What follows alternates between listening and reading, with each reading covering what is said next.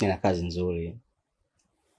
Unajua mimi nafanya kazi benki, lakini pia nimejenga na biashara zangu. Kiufupi mimi nina hela. Unajua sisi wanaume ambao tumefanikiwa, kuna namna ukikaa mwenyewe inakuwa haikai sawa.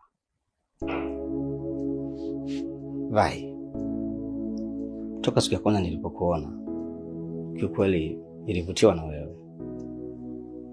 Ni mwanamke mzuri, lakini pia unaonekana ni mwanamke mwenye hekima sana. Kiufupi mimi nimekupenda.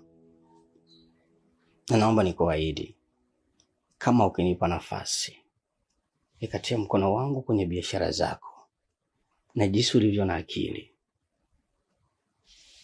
ninakuahidi hautojutia kunifahamu. Asante kwa kunipenda, ila mimi hujanivutia. Yaani kiufupi sivutiwi na wanaume wa aina yako. Yaani mwanaume mwenye sifa, sijui mimi nina hela, sijui nina nyumba, nina kazi nzuri, nafanya kazi benki. Mimi huwa sipendi mwanaume wa hivyo.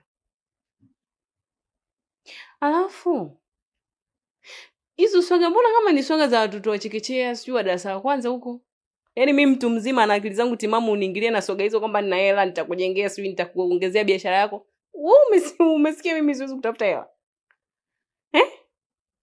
Alafu nikwambie tu, mimi mwenzako mtafutaji mzuri wa hela. Yaani kila chochoro ambayo wewe unaijua unapata hela, mimi naijua. Sijui unanielewa? At least hata ungekuja na swaga tu kwamba mimi nakupenda ningekufikiria tu. Lakini sijui hizo, sijui na gari, sijui na nyumba, sijui wewe. Kiufupi hujanivutia. Yaani hizo swaga ni za kishamba. Sija kupenda bwana. Mfanya uende.